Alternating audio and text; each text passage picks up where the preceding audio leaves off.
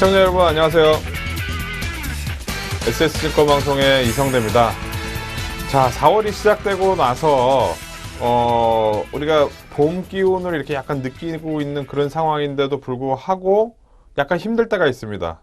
월요일이라든가 뭔가 새롭게 또 시작을 해야 되는, 한 주 동안 길게 이렇게 시작을 해야 될 때, 그럴 때 좀 피곤할 때가 있는데요. 오늘 보니까 많은 사람들이 좀 피곤해하는 그런 분들도 많이 있었던 것 같습니다. 1, 2, 3월 달 워낙 열심히 달려서 그런가요? 뭐 4월 달 좀 힘들어 하시는 분들도 있는 것 같은데, 이럴 때일수록 좀 더 힘을 내야 됩니다. 왜냐하면은, 시장은 항상, 내가 컨디션이 좋을 때 좋은 게 아니거든요. 시장이 컨디션이 좋을 때 내가 컨디션이 안 좋아도 같이 이렇게 대응을 해야 되는 겁니다. 그렇기 때문에 우리 주식 투자하시는 우리 여러분들 너무 지쳐 있으시지 마시고, 오히려 이럴 때일수록 더 힘내서 종목 발굴도 열심히 하고 시장 대응 잘 하셔서 수익을 잘 내는 그런 한 주간이 되셨으면 좋겠습니다. 자, 증시 깨부수기 지금부터 시작하도록 하겠습니다.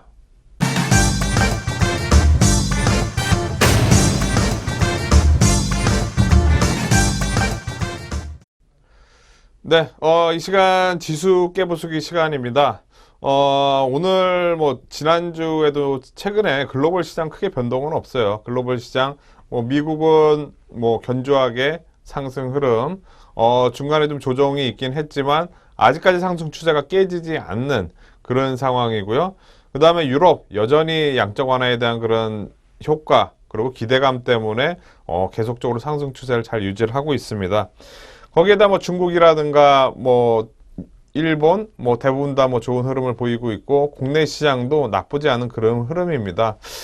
그러다 보니까 글로벌 시장에 큰 변화는 없는데, 가장 중요한 것은 뭐 국내 지수도 중요하긴 하지만 국내 지수 내에서 종목들 어떻게 움직이는지도 우리가 좀 잘 봐야 될 것 같고요. 그리고 오늘 이 시간에는 다른 얘기 한번 잠깐 먼저 시작을 좀 해보도록 하겠습니다. 자, 주식 투자자의 하루. 이 방송을 보시고 계신 우리 투자자분들, 그리고 시청자 여러분들, 투자를 하지 않으시지만, 시청자 여러분들 같은 경우에는, 아마 이 방송을 보시니까 대부분 다 주식 투자를 하고 계시겠죠. 하루, 뭐, 우리가 직장에 계신 분들은 뭐, 퇴근하고 나서 보실 수도 있고, 그리고 이 방송을 실시간으로 보시는 분들 같은 경우에는 어떻게 보면 하루 종일 이제 주식 투자에 전업할 수 있는 전업 투자자이신 그런 분들이 상당히 많을 텐데요. 우리가 주식 투자자의 하루, 저도 이전에 많은 그런 경험을 많이 해봤습니다. 즉, 우리가 주식 투자를 하는 데 있어서 하루 종일 만약에 전업 투자를 통해서 우리가 수익을 내야 된다, 그리고 이걸 한 달 동안 꾸준히 수익을 내야 된다, 이렇게 했을 때 어떤 생활 패턴을 할까라고 이렇게 생각을 해본다면, 어떤 게 이제 맞는 생활이라 이제 생각을 해본다면, 저도 이전에 뭐 그런 경험을 많이 해봤으니까, 전업 투자자로 있을 때는 보통 그 장이 9시에 열리죠. 9시부터 3시까지는 거의 이제 집중해서 계속 봐야 되고, 뭐 선물이라든가 이런 매매까지 같이 하게 된다면 뭐 점심시간도 쉽게 내지 어려운 뭐 그런 상황이죠. 우리가 투자가 쉽지가 않습니다. 뭐 하루를 목표를 하건 뭐 길게 한 달을 목표를 하건 간에 투자가 쉽지는 않은데, 뭔가 체계적인 방법으로 이렇게 해야 되지 않을까 생각이 됩니다. 왜냐하면은 생각을 해보십시오. 우리가 아침에 만약에 종목들, 내가 만약에 뭐 어떤 종목 샀는데 바로 올라간다, 그렇게 하게 되면 하루 종일 마음 편할 수도 있는 거고, 아침에 샀는데 바로 떨어진다 그러면 하루 종일 고민이고, 그 다음날 고민 계속 이어지는 그런 상황이 반복이 될 수가 있습니다. 여러 가지 올라가도 고민, 내려가도 고민, 항상 판단을 해야 되는 이런 어려운 상황들 속에서 우리 주식 투자하시는 분들이 그런 여건 속에 있는 거죠. 남들이 보기에는 집에서 만약에 주식 투자하고 이제 그걸로 이제 전업 투자하신다 이렇게 하게 되면은, 저 사람 참 편하겠어 뭐 이렇게 얘기를 할 수도 있지만, 실제로 하시는 분들은 그렇지 않다는 거를 분명히 알고 계실 겁니다. 그죠? 왜냐하면은 이거를 수익을 내야 된다는 그런 부담감, 그리고 그 이제 매매를 통해서 받는 그런 스트레스, 정말 힘든 그런 상황이 될 겁니다. 그래서 그런 과정을 통해서 과연 우리가 어떻게 좀 좋은 그런 습관을 가지고 투자를 할 수 있을지 한번 생각을 해봤는데요. 성공 투자를 위한 습관이라고 한번 제목을 적어봤습니다. 우리가 지수깨부수기 시간이지만 이 부분 잠깐 언급을 드리는 이유는 뭐냐면, 아까 시작하면서도 오프닝에서도 말씀드렸듯이, 새로운 달이 시작이 되고 나서 이렇게 진행이 되면서 약간 나태해질 수도 있는 그런 시점이라고 볼 수가 있습니다. 날도 좋기는 한데 약간 비도 오고 우중충한 그런 날도 분명히 있었고, 밖에 벚꽃은 피고 막 놀러 다니고 싶고, 전업 투자자분들이라면 분명히 시간이 있으니까 오늘 하루는 제끼고 딴 데로 갔다 오자 뭐 이렇게 할 수도 있단 말이에요. 근데 이럴 때일수록 좀 더 우리가 성공 투자를 하려면 여기 집중을 해야 됩니다. 그래서 그 부분에 대해서 한번 잠깐 말씀을 드려야 될 것 같아서 그 부분 먼저 잠깐 말씀드리도록 하겠습니다.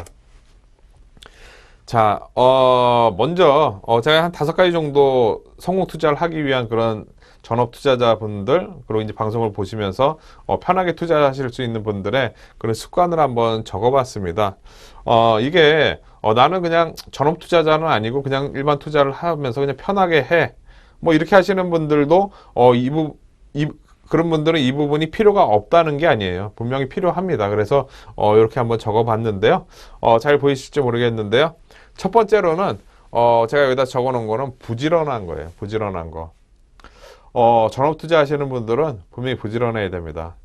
우리가 요즘에는 뭐 미국 시장이랑 국내 시장이랑 같이 잘 안 움직이고 이제 따로 움직이는 경우가 많기 때문에 그리고 종목 장세이다 보니까 이 부분 뭐 아침에 일찍 일어날 필요가 있나 이렇게 생각하실 수도 있지만 사람의 마음가짐이라는 거는 내가 아침에 일찍 일어나서 부지런하고 이제 준비를 차곡차곡 하고 미국 시장 어떻게 움직였고 오늘 증권사들이 시장 전망에 대해서 어떻게 나오는지 리포트들도 인터넷에서 각 증권사별로 홈페이지 들어가서 한번 다운받아서 보기도 하고 그러면 내가 오늘 어떤 종목에 관심을 가져야 될지 증권사 신규 추천 종목들도 찾아보고 여러 가지 이런 노력을 하고 나서 장을 9시 땡 시작하신 한 분들하고 그렇지 않고 아침에 이제 늦잠 자다가 뭐 8시 반 뭐 이렇게 늦게까지 자다가 아침에 딱 일어나서 시작하는 거 딱 보고 제일 강한 종목들 딱 따라 붙어가지고 단기 매매 하시는 분들이라든가 그런 분들하고 마음가짐은 분명히 다르겠죠. 그죠? 뭔가 내가 마음가짐을 철저히 하고 이렇게 준비하시는 분들하고 그렇지 않으신 분들하고는 수익률 차이는 분명히 납니다. 그래서 항상 부지런해야 돼요. 시장 상황을 보고 우리가 투자를 해야 되고 그래야지 투자를 할 때 실수를 하지는 않을 수가 있습니다. 분명히 부지런해서 함을 가지고 우리가 꼭 투자를 하셨으면 좋겠다. 먼저 좀 말씀 좀 드리도록 하겠고요. 자, 두 번째로는 규칙적인 생활입니다. 우리가 하루 중에 그리고 주중에 한 주간으로 봤을 때 한 달로 봤을 때 우리가 시장이 열리는 거는 월요일부터 금요일까지고 아침 9시부터 오후 3시까지입니다.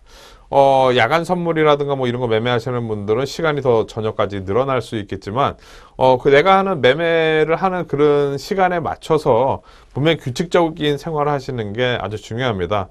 점심시간 때는 계속 보지 말고 딱 접어놓고 그 다음에 식사를 편하게 하시고요. 그 다음에 다시 이렇게 임해서 투자를 한다든가 이런 이제 규칙적인 그런 부분이 상당히 중요합니다. 투자를 하다 보면 점심시간을 피해서 이렇게 하게 되게 된다면 뭐 단기 매매 하시는 분들은 분명히 좀 피해서 이렇게 할 수도 있는 거고 어쨌든 규칙적인 생활이 수익률에 가장 큰 영향을 미친다고 볼 수가 있겠습니다. 그 밑에 제가 세 번째로 음주 금지라고 말씀을 드렸는데요.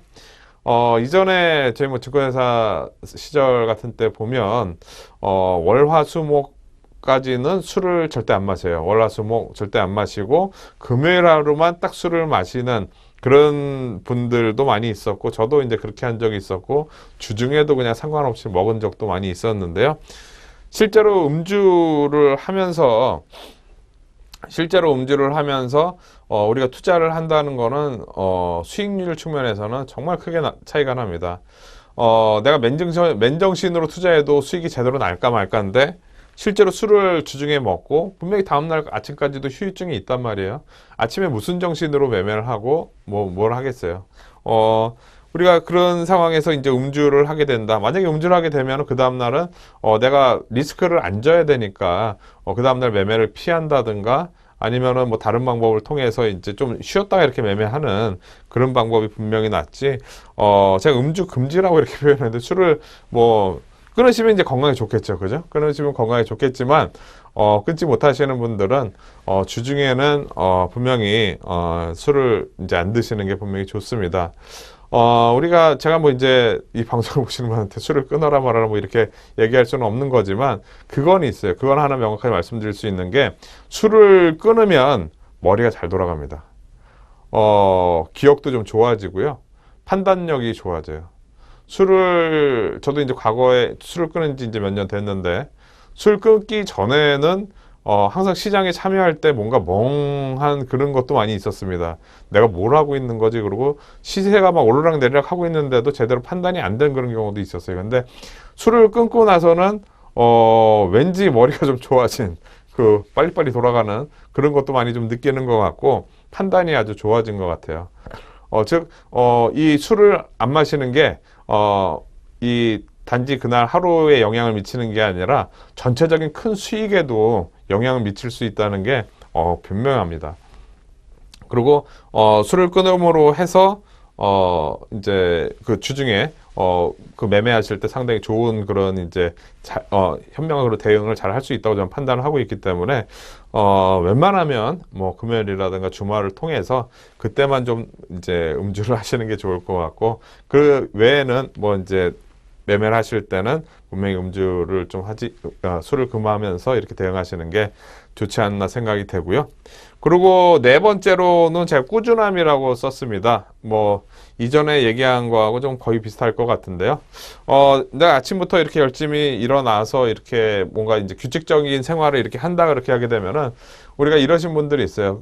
이런 이제 바꾼 생활 패턴을 꾸준히 이어가지 못하시는 분들이 많이 있습니다. 그러다 보면 우리가 이 꾸준함을 이제 못 지키고 잠깐 좋았다가 금세 또 옛날 패턴으로 가면서 내가 매매하는 그런 매매 생활 습관이 완전히 바뀌어지게 돼 있습니다. 그렇기 때문에 꾸준함을 지켜야지 내가 좋은 쪽으로 계속 이렇게 매매하는 그런 습관들 잘 지켜낼 수 있습니다. 주변에 한번 둘러보십시오. 수익률이 좀 좋으신 분들, 뭐 주변 매매하시는 분들 많이 있으신지 모르겠지만, 뭔가 수익이 좋고 좀 다른 사람들이 있어요. 좀 잘하는 사람들 같은 경우에는 자신만의 그런 꾸준하게 이렇게 지킬 수 있는 그런 규칙들이 있습니다. 그걸 그러고 이제 꾸준히 이제 계속 지켜가는 거죠. 그렇게 계속 지켜갔을 때 결과물이 나오는 거기 때문에 한 번, 두 번 해가지고 규칙적인 생활 해가지고 뭐 이렇게 지켰다고 해서 이제 수익이 완전히 되는 게 아니라 꾸준히 지켰을 때 좋은 좋은 결과가 나올 수 있으니까요. 이런 부분 좀 포기하지 말고 어떻게 보면 포기하지 말자라고 그 말하고도 약간 비슷한데요. 좀 시장에서 좀 실패를 했다고 포기하지 마시고 계속적으로 뭔가 이제 바꿔 나가고 계속적으로 이제 대응하는 그런 방법들, 그리고 내 생각을 좀 내려놓고 유연하게 좀 시장의 흐름대로 유연하게 생각하는 그런 부분들이 필요한 것 같습니다. 그리고 마지막으로 성공 타절을 위한 마지막 5번째 마인드 컨트롤인데요. 앞서서도 좀 말씀을 드렸지만 좀 유연한 그런 사고가 필요합니다. 시장에서는 항상 내 생각이 맞을 수는 없어요. 그리고 내 생각이 틀렸다고 인정을 하는 게 상당히 중요합니다. 그걸 인정을 해야지 우리가 시장에서 빨리 손절매하고 다른 종목 사고 이런 대응이 가능한 거거든요. 근데 실제로 내가 마인드 컨트롤이 잘 안 된다. 나는 열받으면 성질이 훅 난다. 이러신 분들 같은 경우에 주식 투자에 있어서도 한 번 이익이 났을 때는 크게 나지만 한 번 손실이 났을 때는 안 팔아요. 그러고 나서 40% 50% 빠지고 난 다음에 그 다음에 후회하시는 분들 정말 많이 있습니다. 왜냐하면 유연한 생각을 못했기 때문에 나도 틀릴 수도 있다는 거를 그리고 뭐 예를 들어서 지인분들한테 얘기를 들어서 샀는데 빠진다 그렇게 할 경우에는 그 지인분도 틀릴 수 있다는 거를 시장에 그 미래 일인데 누가 알겠어요. 대부분 다 보면은 뭐 이 종목 100% 올라가 뭐 이렇게 얘기하시는 분들도 많이 있죠. 시장에는 절대 그런 게 없거든요. 그래서 항상 적절한 마음을 바꿀 수 있는, 내가 손절할 수 있는, 마음을 바꿀 수 있는 그런 마음가짐이 분명히 필요합니다. 그래서 그런 부분 잘 신경을 써서 대응을 하셨으면 좋겠고요. 제가 최근에, 어디 교육을 이렇게 받은 그런 적이 있었는데, 거기서 그런 얘기를 들었습니다. 우리 집에 김치통 있죠. 그죠? 김치통. 그 통에다가 김치를 넣으면은 김치통이 되는 거고요. 밥을 넣으면은 밥통이 되는 거고, 뭐 양념을 넣으면 양념통이 된다고 그러더라고요. 근데 그게 이제 사람하고도 똑같다고 합니다. 사람이 우리가 이제 안 좋은 요즘에 이제 인터넷이라든가 뭐 이런 데 보면은 막 정말 그 보기 진짜 그 화나는 그런 이제 기사거리라든가 아니면 그거에 대한 막 말도 안 되는 막 댓글이라든가 이런 부분들 상당히 많이 있죠. 즉, 뭐 진실을 왜곡시키고 막 이렇게 하는 그런 잘못된 이론 내용들을 우리가 머릿속에 이제 집어넣는 거죠. 그죠? 머리도 머리통이잖아요. 그죠? 근데 원래 김치통이나 뭐 양념통이나 되듯이 안 좋은 거를 넣으면은 머리통이 그렇게 안 좋은 걸로 이제 들어가는 거예요. 그러면 내 자체로 생각이 그렇게 돼버리는 거죠. 근데 우리가 머릿속에 너무 이제 그런 인터넷이라든가 뭐 이제 안 좋은 걸 기사라든가 뭐 이런 걸 봤을 때 그런 거를 우리가 안 좋은 걸 자꾸 이렇게 보다 보니까 우리도 자신도 그렇게 바뀌어 버리게 되고 그러다 보니까 우리가 사회가 살아가기가 상당히 힘들어지는 게 아닌가 보여집니다. 뭔가 좀 좋은 것을 좀 삶의 긍정적인 것을 그런 거를 이제 우리가 자꾸 보고해야 될 텐데 그래서 저도 웬만하면 요즘에 그 인터넷 기사라든가 이런 거는 잘 보질 않습니다.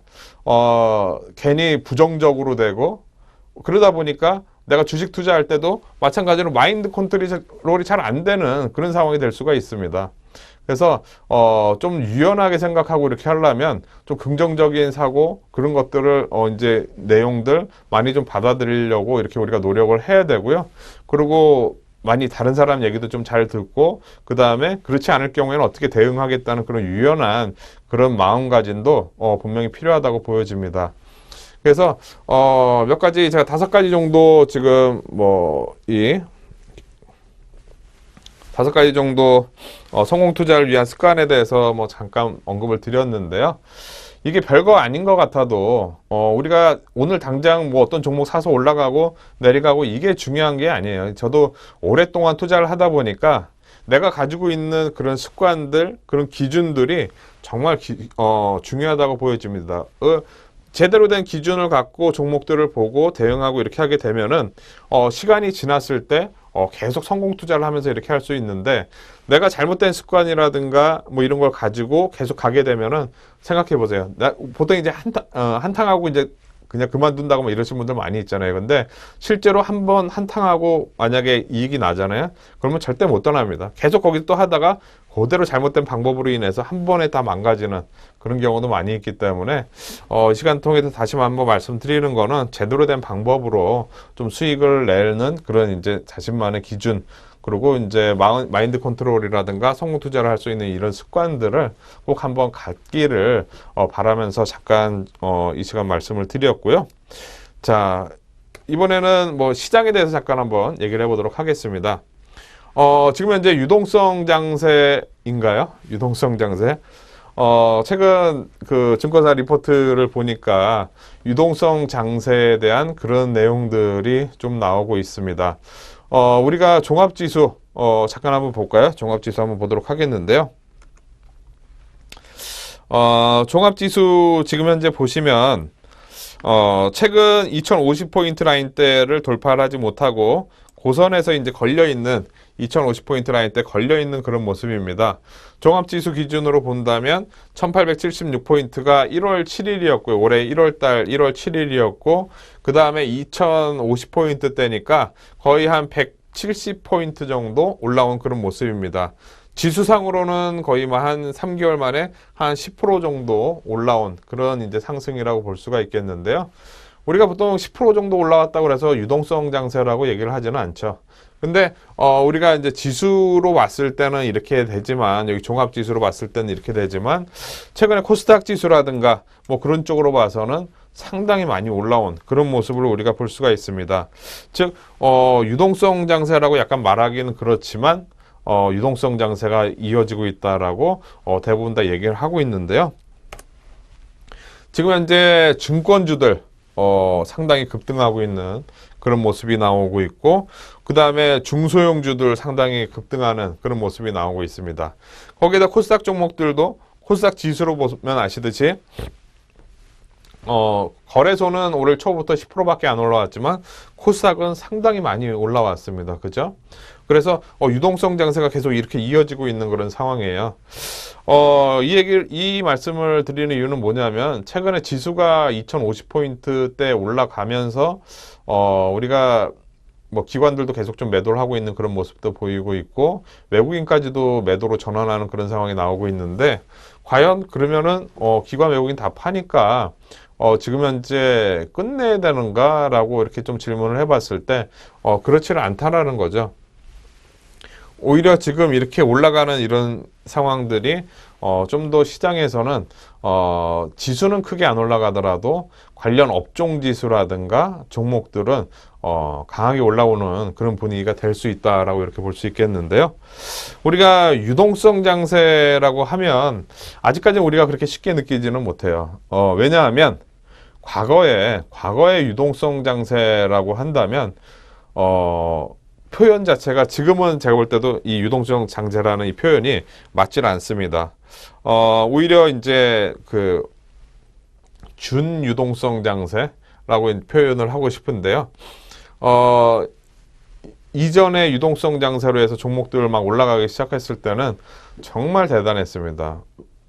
과거 뭐 2000년도 IT 버블 그리고 과거 뭐 증권 트로이카 시대 뭐 여러 가지 그런 과거의 시대 물론 지금은 상한가 폭이 15%로 이게 늘어나면서 이런 부분도 있긴 하지만 과거에는 한 종목이 증권주 업종 중에서 한 종목이 상한가 들어가게 되면 나머지 증권주들도 전부 다 상한가 들어가면서 막 뭐 다 이제 상한가를 뚫는다고 이렇게 표현을 하죠. 그렇게 들어가니까 증권주 올라가니까 건설주들도 또 쫓아 올라가고 은행주들도 쫓아 올라가고 막 이렇게 하면서 그런 장세가 있었습니다. 그때 당시 투자하셨던 분들은 분명히 기억을 하실 텐데요. 그래서 그때 당시부터 해서 유동성 장세하면은 증권 이제 증시에서는 상당히 기대하는 그런 시장입니다. 근데 요즘에는 그런 부분이 분명히 사라졌죠. 한 종목 올라가더라도 그렇게 확산되는 그런 부분이 없어요.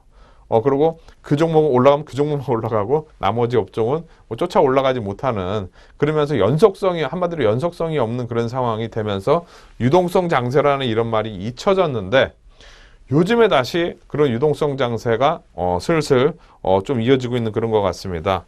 아까도 말씀드렸듯이 뭐 업종별로 한번 볼까요? 자, 지금 먼저 소형주들 한번 대형주 업종인데요. 대형주 업종 같은 경우에는 최근 그렇게 많이 올라가지는 못하고 있죠. 이전 고점 라인 때 그리고 이제 여기 장기 이평선 라인 때를 살짝 돌파하고 나서 확인하고 이렇게 올라가려고 하고 있는 정도. 우리가 시가총액 상위 종목들을 본다면 실적도 4분기부터 턴어라운드가 돼서 약간씩 돌아서려고 하고 있긴 하지만 크게 모멘텀은 없는 상황이죠. 그러다 보니까 이전에 높았던 저 지수 때까지도 못 올라가고 약간 올라가는 그런 정도의 대형주 그런 모습이 나오고 있고요. 그 다음에 우리가 중형주, 소형주 한번 보도록 하겠습니다. 중형주 모습인데요. 지금 보시면은 2641포인트까지 지금 올라가고 있는 그런 상황이에요.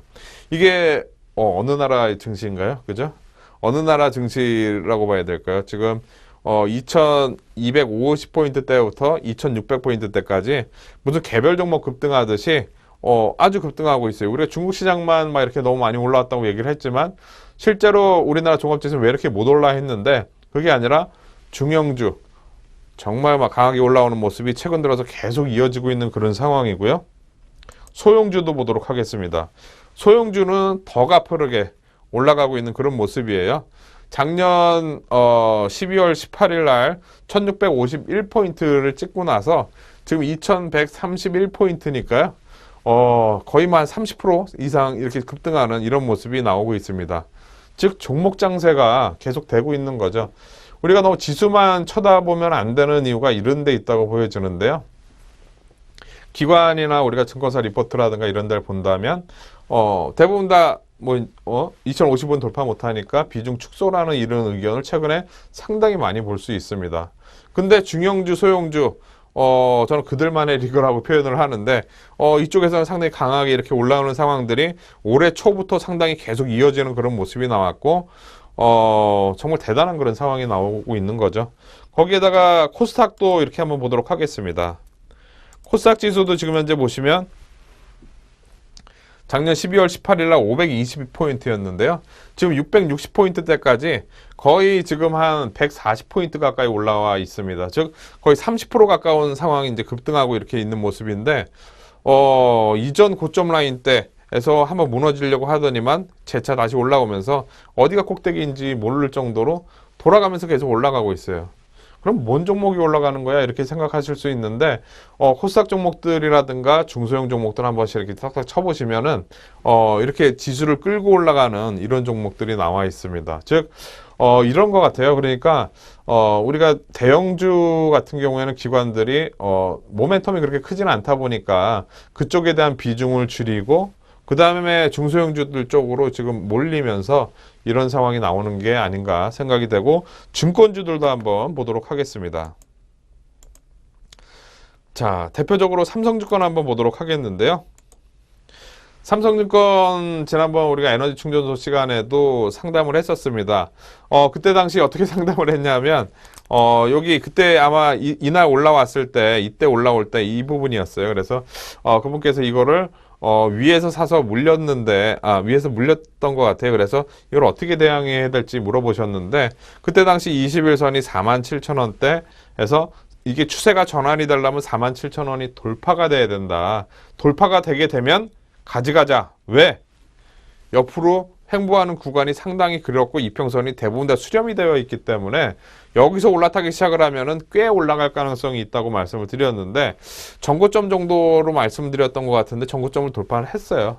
벌써 돌파를 하고 지금 쉬지 않고 이렇게 올라가는 상황들, 증권주가 지금 올해 3월 중순 이후로 지금 수익률이 거의 뭐 한 30% 가까이 나는 그런 상황이 지금 되고 있습니다. 정말 대단한 그런 모습이 나오고 있죠. 삼성증권뿐만이 아니라 얼마 전에는 이트레이드 증권이 지금 올라가기 시작을 하면서 10,000원대부터 15,000원대까지 해서 50% 가까이 지금 며칠 만에 나는 그런 모습도 지금 나왔고요. 그리고 기본적으로 최근에 가장 강한 그런 종목이 있죠. 유안타 증권인데요. 유안타 증권 거의 뭐 7,000원대, 7,300원대까지 올라오면서 최근 고점 라인대를 돌파하는 그런 모습이 나왔습니다. 아시겠지만 유안타증권 대만계 자금이 들어오면서 옛날 동양증권이 이제 유안타증권으로 바뀌었는데요.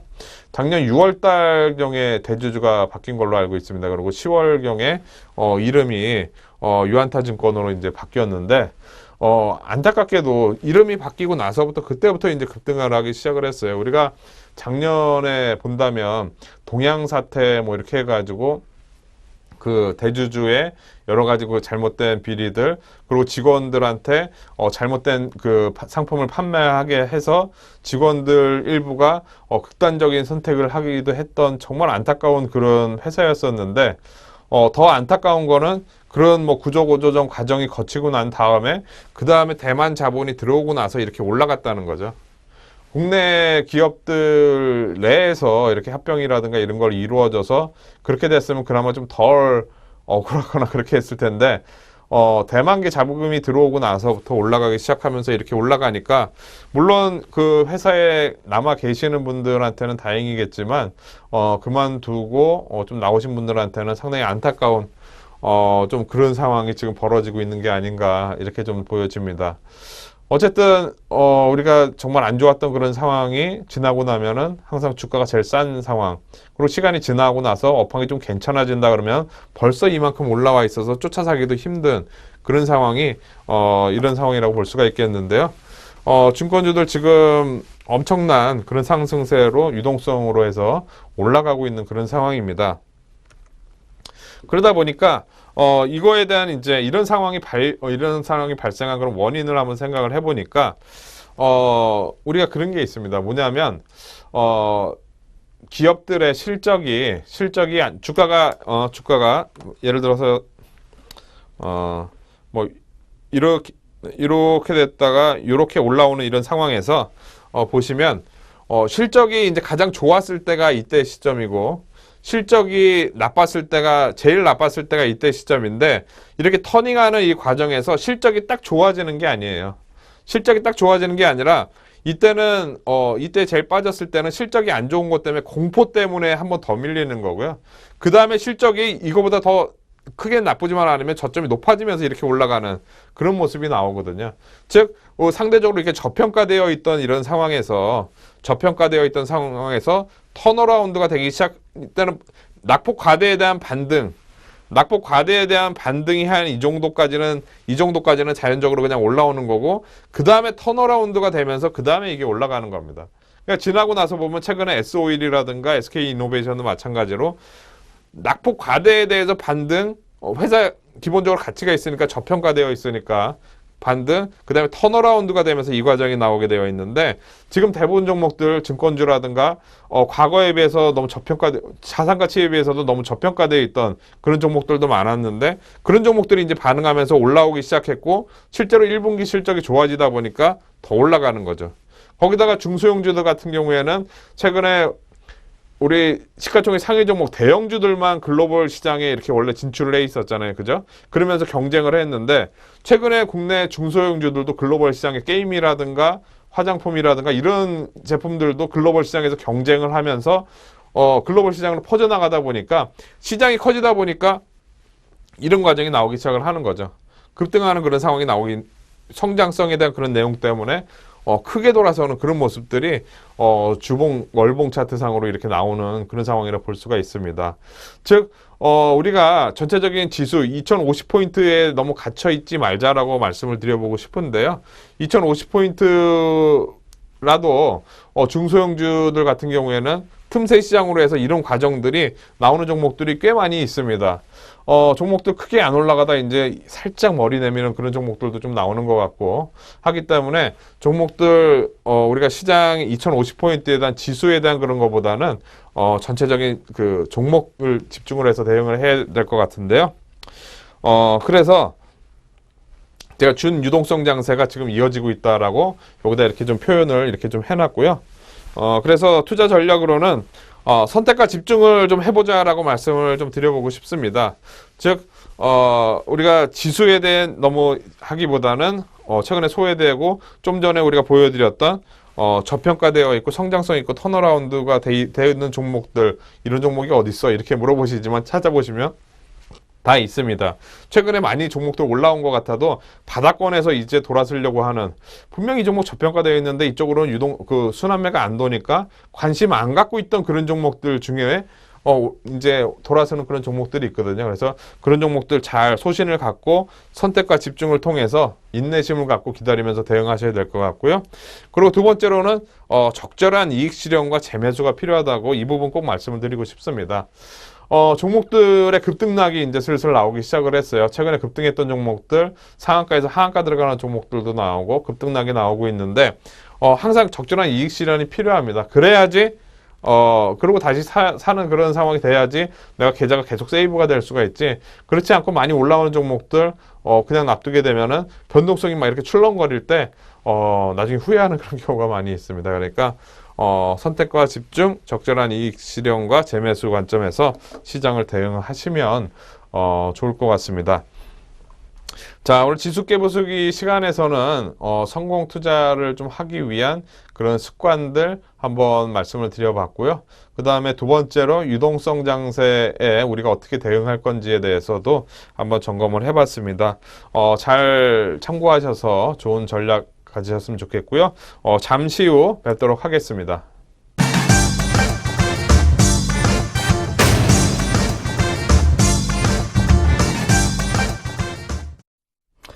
여러분 안녕하십니까. 자, 증시 깨부시기의 황대열입니다. 최근 장은 바로 유동성 장세에서 이제 실적 장세로 변화가 되면서요. 상당한 주가의 그 재편 가장이 점진적으로 이루어지고 있습니다. 최근 코스닥 지수 바로 상당히 계속의 질주를 하고 있으면서요. 상당히 중소형주에서 수익성 부분이 크게 현재 나타나고 있습니다. 어떻게 보면 상당히 요번 장에서 승부를 건 분들은 엄청난 큰 수익이 나고 있다. 이렇게 좀 볼 수 있겠고요. 최근 그동안 이제 주가 상승 탄력이 작았던 거래소 시장도 이제 서서히 삼성전자를 시점으로 해서 실적 시즌이 돌아오면서요. 변화가 서서히 나타나고 있다 이렇게 볼 수 있죠. 자, 오늘은 증시 깨부시기, 특히 주주도 깨부시기 시간에서요. 현재 업황과 또 우리가 그 종목들을 좀 살펴보면서요. 수익에 접근하는 또 시간을 갖도록 하겠습니다. 자, 우선적으로 오늘 그 전반적인 흐름을 볼 때 우리나라 그 종합지수라든가 이런 부분을 간단히 살펴본 이후에 최근의 이슈 테마라든가 이슈 그 업황을 한번 살펴보는 이러한 그 시간을 좀 갖도록 하겠는데요. 자, 오늘 현재 그 흐름을 볼 때요. 그 주가의 흐름상 그 저점이 그 계속 꾸준하게 높아졌던 이런 그 모습을 좀 보였던 부분인데요. 4월 6일 현재 최근에 그 거래소 시즌 상당히 레귤러적으로 주가가 반등을 하고 있습니다. 지난주에도 그 말씀드렸던 부분 중에 그 하나 부분은 최근 주가가 저점을 찍으면 이렇게 그 반등을 하는 이런 모습을 보였습니다. 특히 미국 시장에 바로 그 부활절 휴가인데도 그 휴장인데도 불구하고요.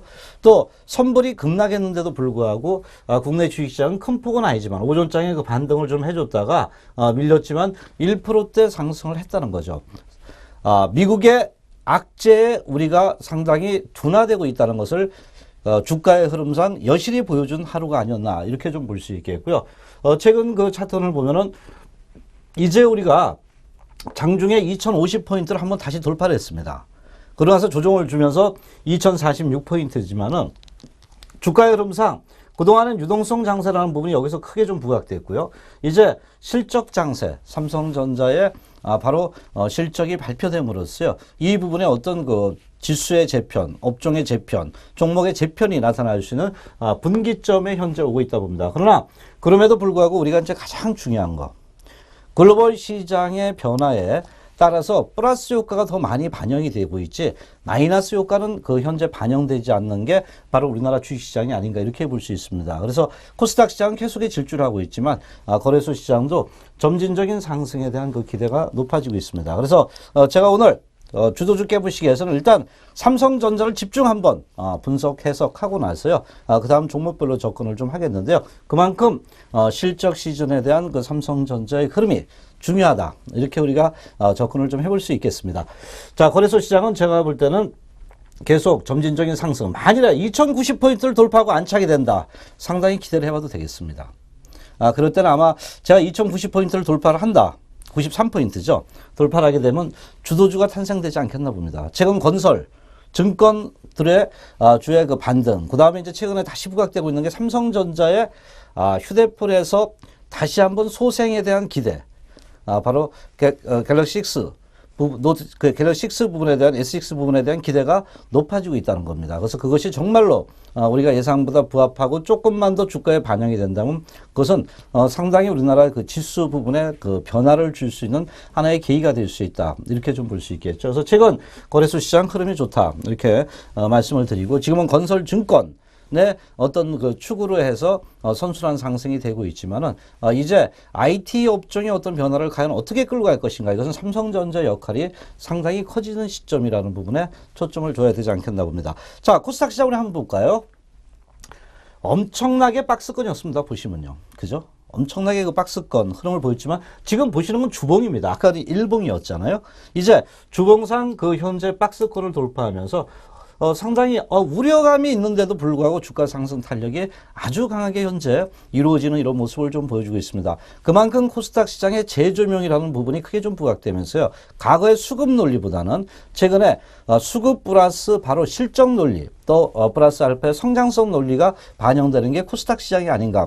이렇게 우리가 접근을 좀 해볼 수 있겠죠. 그래서 최근에 들어오면서 반도체는 반도체에 관련된 파생된 부품 업종이라든가 전공정, 후공정, 낸드 프레시 뭐 이런 그 종목군들 그 플렉서블 디스플레이라든가 이런 부분에서 주가들이 계속 그 탄생을 하고 있고요. 또 바이오 업종에서도 이제는 그 현재 그동안에 이제 바이오 성장 뭐 이런 부분이 크게 좀 부각됐던 대형주 쪽에 그 상승이 있었지만 최근 들어오면서 다시 한번 뭐 헬스케어라든가 이런 부분에 변화가 나타나고 있고 그동안 큰 폭의 상승을 했던 시가총액 상위 종목에 바로 게임 관련주가 조금 조정받고 다시 한번 또 안착이 되고 있는 이런 모습을 보이면서 코스닥 시장의 선순환 부분은 계속 진행이 되고 있는 상황이다. 그래서 코스닥 시장은 진짜 상당히 많이 올랐기 때문에 조정을 줄 수 있다 이렇게는 보는데 이 부분을 보면은 그 현재 5주 이평을 타고 계속 올라가고 있습니다.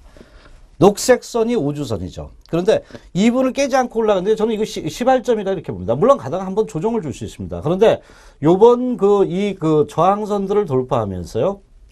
돌파를 했다는 부분은 가다가 틀림없이 조정을 줍니다.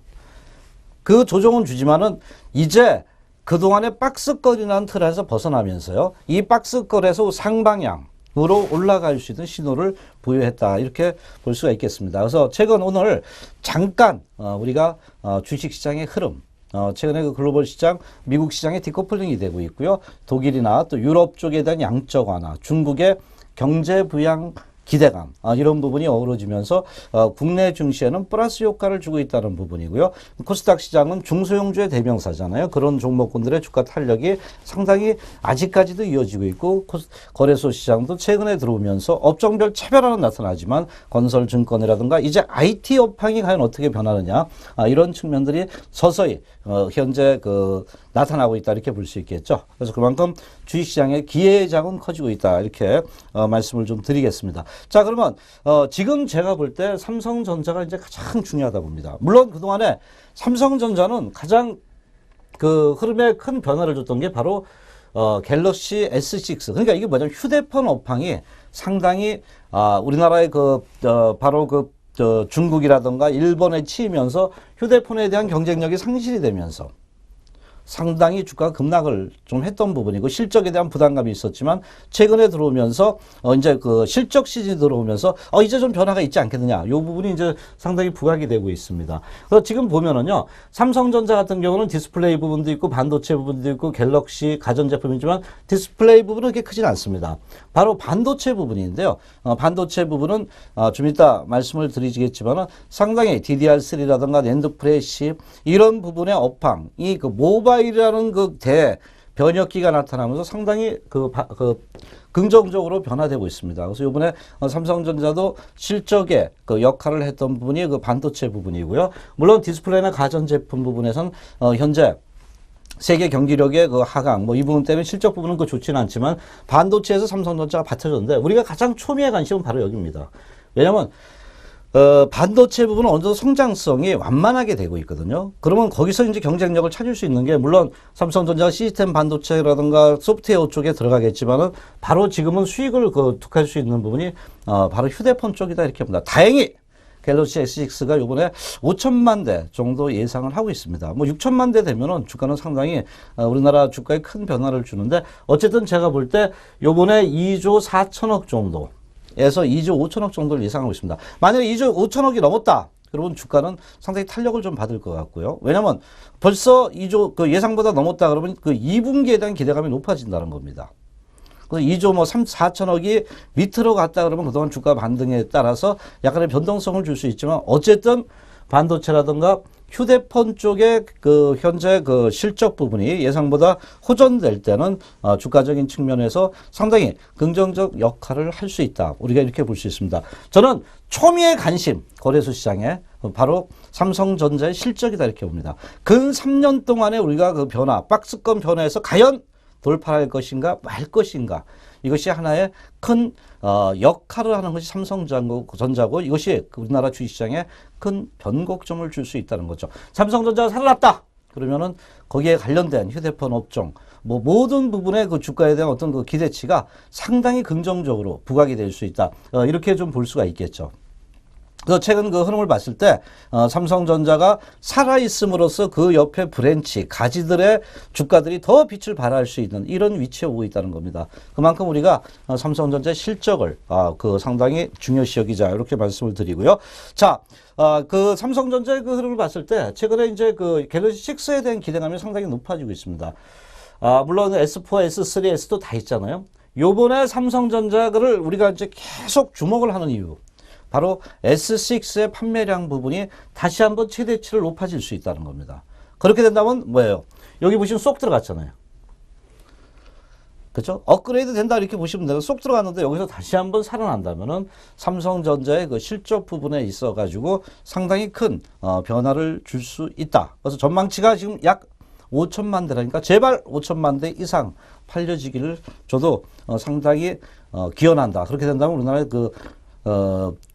시장에 큰 판도의 변화를 줄 수 있다. 이렇게 좀 볼 수 있습니다. 물론 자, 삼성전자를 본다면 1분기 영업이익은 기대치에 부합할 것 같고요. 2분기에 현재 이익도 만일 부합이 된다면 대폭 개선된다는 얘기가 나타나고 있습니다. 특히 아까 말씀드린 반도체 부분은 받쳐주고 있습니다. 바로 양호한 현재 메모리 반도체와 ASP 시스템, LSI 이 부분의 영업이익 부분이 서서히 호전되고 있다는 부분이고요. 특히 스마트폰 시장. 이제 상당히 갤럭시 6 보니까 아주 황금빛 뜨라고 잘 만들었더라고요. 좀 무선 충전기. 전 그거 높게 평가하고 있거든요. 그래서 그것이 현재 상당히 어필을 받았을 때, 상당히 고가폰 중심으로 유리한, 현재, 환경을 복귀할 수 있다 이렇게 보는데 만일에 이런 부분이 부각이 된다면 현재 2분기에 가서 얼마가 되냐? 4조 5천에서 7조 2천억 정도, 7조 원까지만 된다고 우리가 가정을 한다 하더라도요.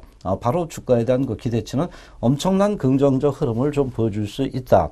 이렇게 우리가 접근을 좀 해볼 수 있겠습니다. 그래서 현재 흐름을 볼 때 일단은 삼성전자의 역할론이 우리나라에서 그만큼 중요하다. 한 5조 원 정도, 5조 원 정도 되면 엄청나게 좋은 거죠. 그래서 이 부분이 과연 휴대폰에서 경쟁력을 가져나가느냐 못 가져가느냐 이것이 가장 중요하죠. 물론 대단합니다. 삼성전자가 애플하고 싸우잖아요. 미국하고요. 과거에. 그때 주가 많이 날라갔잖아요. 일본 그쪽에 휴대폰 업종에 대한 얘기가 없었잖아요.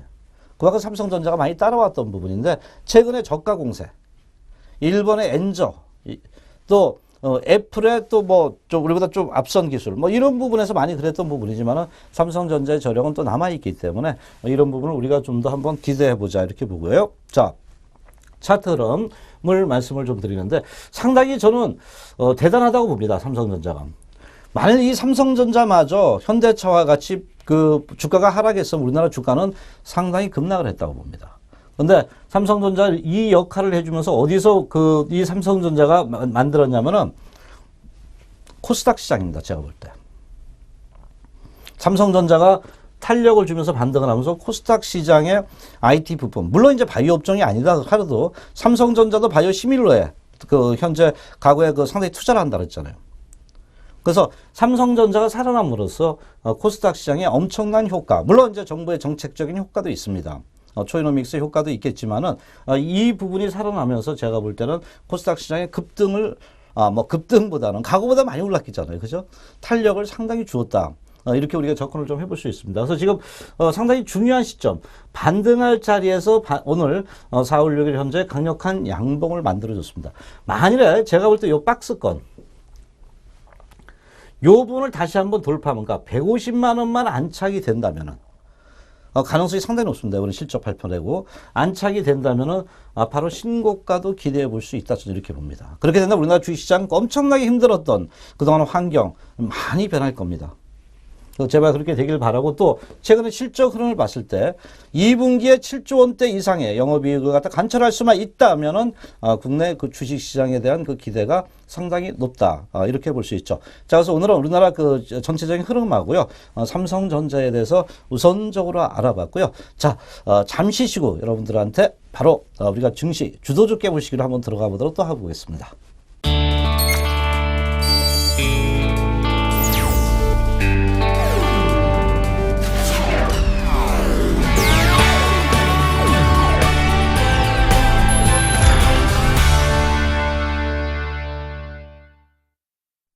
자, 주도주 깨보시기 시간이죠. 반도체 디스플레이를 우리가 한번 터치를 한번 해보도록 하겠습니다. 최근 우리가 이제 이런 얘기 나왔습니다. 반도체는 더 작아지고요. 바로 디스플레이는 더 커진다. 근데 이게 무슨 얘기냐면 반도체가 작아지면서 집적회로 막 계속 이렇게 적어지면서 어떤 기능은 더 많아져야 되는 이런 부분이 나타나고 있습니다. 그래서 이런 흐름들이 나타나면서 반도체의 새로운 부분들이 막 탄생합니다. DDR3, DDR4로 업그레이드되는 이런 부분이 나타나면서요. 최근에 반도체 부분의 어떤 그 수요, 고사양의 수요가 증가가 되면서요. 타이트한 수급이 계속해서 진행되고 있다는 것이 하나의 반도체의 그 성장이고요. 디스플레이 부분이 이런 그 대면적이 커짐으로써요. 이 부분의 그 수익성 부분이 과거보다는 좋아진다는 부분인데요.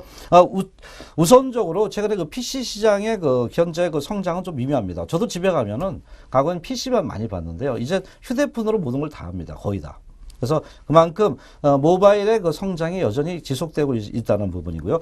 이런 측면들이 나타나면서 아까 반도체는 더 작아진다. 그리고 현재 그 반도체 부분이 특히 이제 그 전기 부분, 서버화되면서 전기 부분이 절약이 되면서요. 그리고 기능이 높아지는 이런 그 반도체를 갖다 원하게 되는 거예요. 그래서 이게 최근에 DDR4 성능이 40% 이상 개선되면서요. 전력 수요도 20% 이상 절감이 됩니다. 그래서 이런 부분이 나타나고 있는 부분인데 그만큼 이제 새로운 반도체 부분이 원하게 되면서요. 이런 부분에 어떤 수익성 부분에 대한 기대가 높아지고 있고 실질적으로 인텔 서버용 그 CPU인데 서버라는 부분은 뭐예요, 여러분? 우리가 서버 하잖아요. 우리 개인용 PC, 퍼스널 컴퓨터에는 바로 최근에 그 DDR3, DDR2가 들어가는데 서버는 좀 더 큰 되게 이제 산업용이라든가 회사용 뭐 이런 부분이 서버가 많이 들어가잖아요. 그 서버 하잖아요. 그래서 이 부분에 이제 DDR4가 현재 적용이 된다는 겁니다. 그래서 이런 측면을 볼 때 반도체의 그 변화가 있고요. DDR4가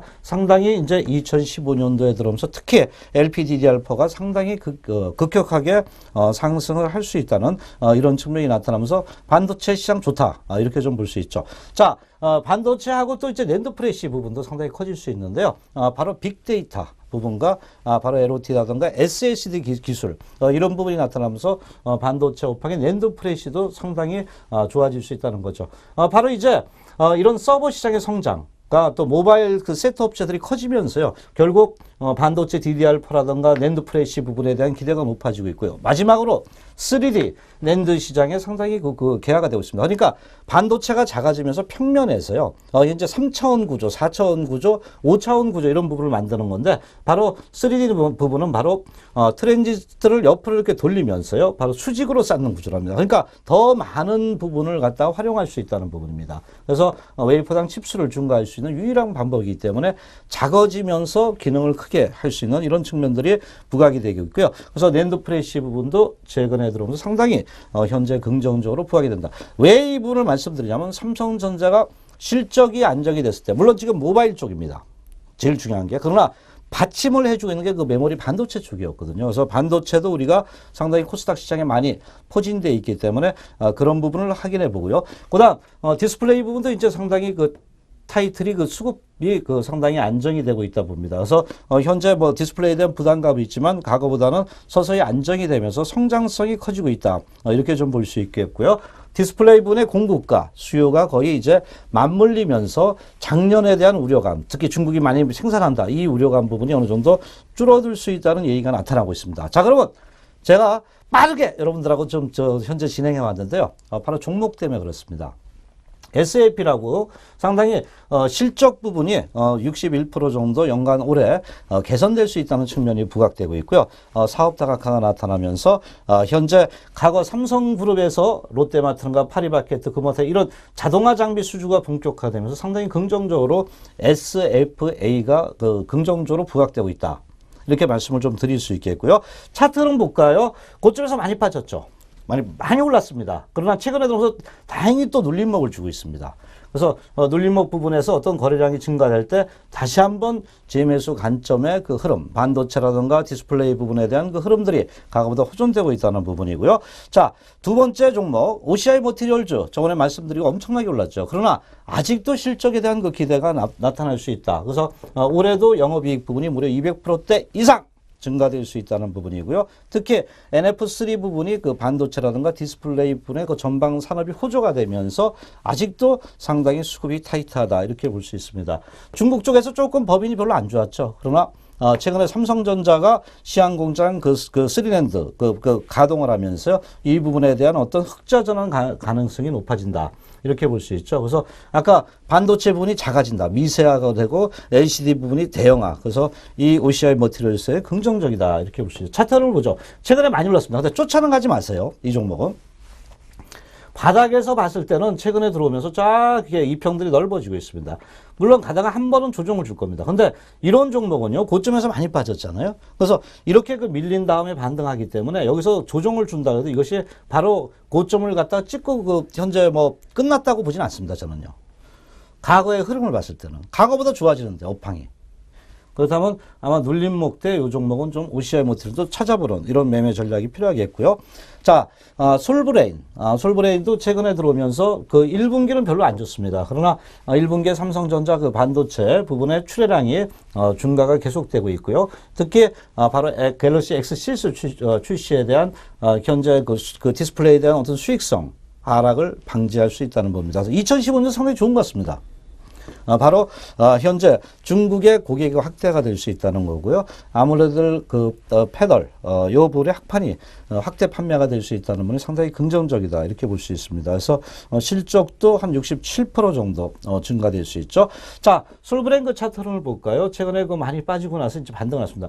저는 어디를 보냐면요. 지금 많이 올랐습니다. 그러나 과거에 대해 많이 빠졌는데 최근에 IT 업황 코스닥을 본다면은 새롭게 부각이 되는 종목들이 상당히 많습니다.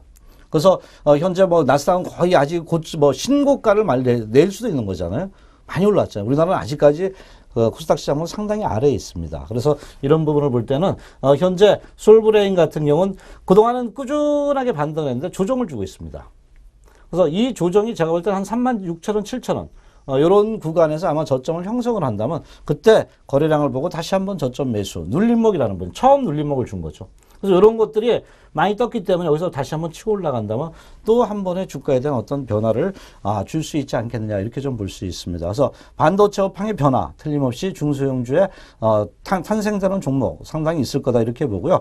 또 실리콘 웍스나 아바텍 바로 이런 종목의 어떤 주가의 그 상승에 대한 그 흐름도 남아 있다 이렇게 좀 보시면서요. 오늘 특히 삼성전자의 실적 발표 이후에 어떤 추세 변환될 수 있는 종목군들을 우리가 그 상당히 살펴보시고 종목에 접근하신다면 수익을 많이 낼 수 있다 이렇게 좀 보겠습니다. 자, 오늘은 여기서 마치도록 하겠습니다. 여러분 대단히 감사합니다. 고맙습니다.